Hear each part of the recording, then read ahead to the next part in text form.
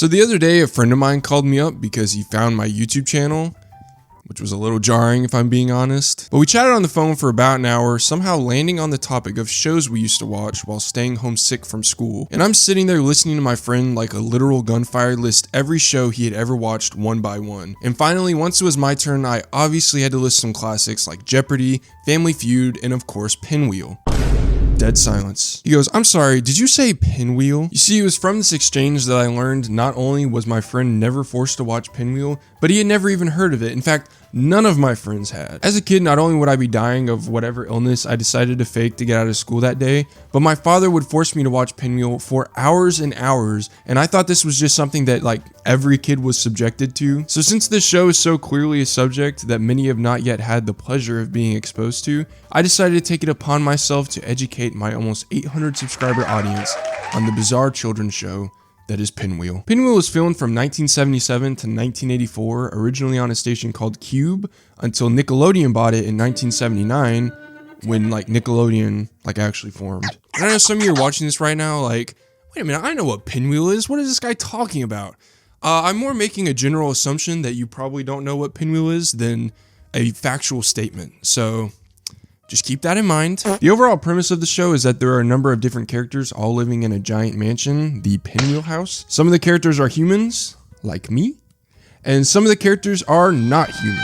But where this show really differentiates itself from other media with a similar premise is that this show had almost no educational value whatsoever. There weren't songs about colors, numbers, or even vowels. Instead, PinWheel decided to focus more on just being entertaining. A statement that it's kind of questionable, to be honest. You see, when PinWheel was airing on Cube, it was basically just 12 hours straight of kid songs because the network didn't have any money to do really anything else. So 9 times out of 10, they'd just end up recycling old footage from a previous episode to make a new episode. This also put a lot of weight on the shoulders of George James, who was the primary songwriter for PinWheel, and a very important character to the PinWheel lore who we'll get into in just a second. When Nickelodeon got their grubby little yellow mitts on it, they pretty much changed everything about the show, including changing the set from bright and colorful to this dark and honestly kind of depressing mansion, as well as taking out a lot of the song segments and replacing them with various cartoons from different European countries because they were cheap and child friendly. But I know what you're saying, Reagan, that is a lot of information in a very short amount of time. This show must be wildly entertaining. Okay then. All right, I bet you haven't heard this one. What kind of dog has no tail? A hot dog. You don't laugh much, do you? You know what? It has its moments. There would sometimes be like 5-minute segments of just stop motion building blocks, or 5 minutes of watching another character build with blocks, or even these things building a horse out of blocks. Boy, there sure are a lot of blocks. The other segments were just scenes of the cast and characters kind of conversing with each other. Again, it's not the most entertaining show in the world. And by the way, I am aware that this is a show meant for preschoolers, so it'd be a little weird if I did find it entertaining. But nevertheless, I do think it is an important point to bring up.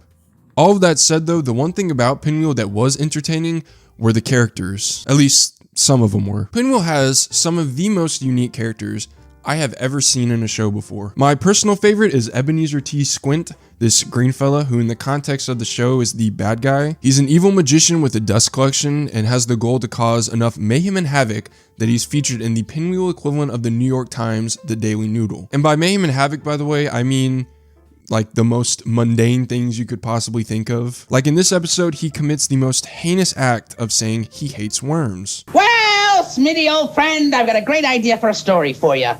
You're gonna love it. Well, I hope so, Ebenezer. What's your idea? Well, it's all about how I hate worms. I can just see the headlines now. Ebenezer T. Squint hates worms. This guy to me is like the face of the show, probably because he's the one I remember the most as a kid. Wonder why that would be. Okay, so this may just be me and my toilet humor plagued mind, but they make a lot of wiener jokes with this character. One instance involves a magic cape that Ebenezer orders where the bigger the cape you get, the better the magician you are. Maybe he even gave me an extra large or a Houdini size cape. Imagine me, Ebenezer Squint, in a Houdini cape. Hold up.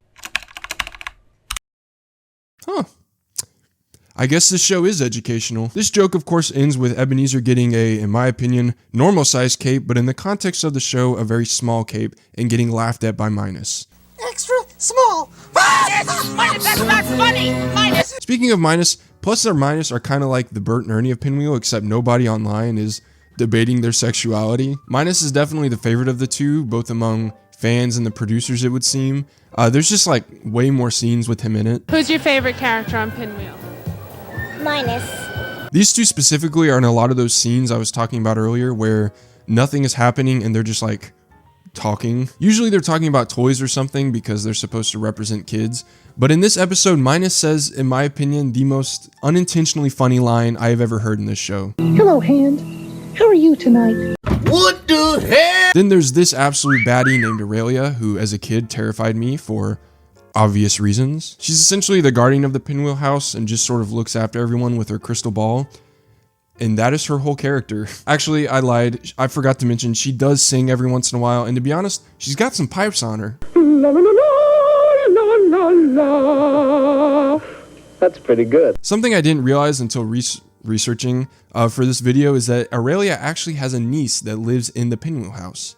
Kim. Do you notice the family resemblance? I don't know, maybe they're related by marriage, or maybe Aurelia just got very unlucky in the genetics department. Then there's Jake, or George James, the actual face of the show, and I gotta be honest, this dude seems so cool. Not only did he write all the songs for PinWheel, yes, even when PinWheel was like a 12-hour marathon of just kids songs, but he also went on the PinWheel tour and explained how amazing it was to see so many happy kids at the show. It really made him feel like he had done something, you know, positively impacting kids' lives. I mean, what a cool guy, seriously. Like reading and watching different interviews with him in it made me kind of go, you know, maybe the show isn't all that bad actually. And then I saw these things. Now I know I've been kind of dogging on the puppet characters a lot. You'll have to excuse me, whenever I was 6, these things terrified me. But there is one character that even today makes me a little bit squeamish, and that character is the lovable dancing mime, Coco. Now, in real life, Coco is actually a very talented performer, but that doesn't change the fact that when I watch the show, I cannot look at her without shivering me timbers. Now, quick callback to earlier whenever I mentioned how Nickelodeon used different cartoons from different European countries. I know we're really going far back in time here. These were kind of used to fill up the gaps and, in my opinion, take some weight off George James' shoulders. But these really did make up like most of a PinWheel episode. There would always be like 2 or 3 of them per episode, each one ranging from like 5 to 15 minutes long. And if I'm being honest, these shorts were always my favorite part of the show. I mean, a lot of them had cool stories, cool characters, and to be honest, gave me a little bit of a break from this thing. For whatever reason, my favorite short from PinWheel was always Bod.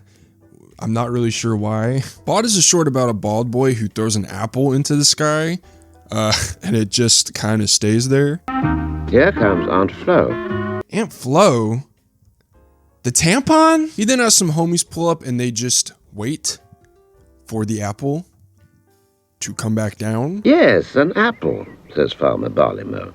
Bod threw it up in the air and we're still waiting for it to come down. Then you must be daft, says PC Copper. Eventually the apple does come down, so to celebrate, Bod and his squad, that rhymes, throw their apples into the air again, only to find these apples come right back down. Man, Bod must just be like really strong. And you know, now looking at him, he kind of reminds me of... You see, while PinWheel is famous for a lot of things, many of which we've talked about in this video, I think in the context of like Gen Z, the shorts are probably what they're most known for. Because one of these cartoons became a very famous piece of lost media, now found media, called The Clockman. But since the show aired from like the late 70s to the early 80s, the average person did not have a means to like record their TV. So even though there were over 260 episodes made, only about 10 to 11, I think, have been recovered in full, making most of the show lost media. And there were no home releases either besides the PinWheel songbook.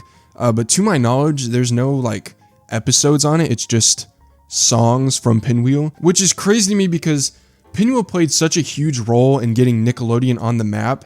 And outside of a couple social media posts in the last couple years, Nickelodeon does not reference this show like at all. I mean, it was so popular, it literally got a live touring show called the PinWheel Roadshow.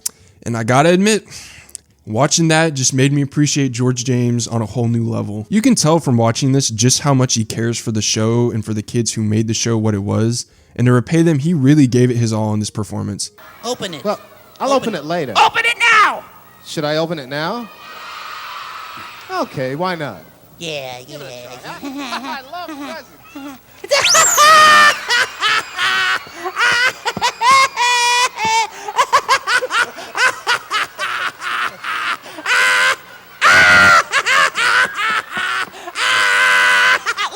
Keep in mind, this dude wrote upwards of like 50 songs in the span of like a year, just so PinWheel had like actual content, to switching networks, to then living with puppets for most of his career, something that would probably make most of us go crazy. I mean, this dude's work ethic and loyalty is unmatched, and it genuinely makes me very happy to see him so successful in what he's done. And once I was traveling to the airport in Lubbock, Texas, and a friend was driving me to the airport, and we stopped in a McDonald's.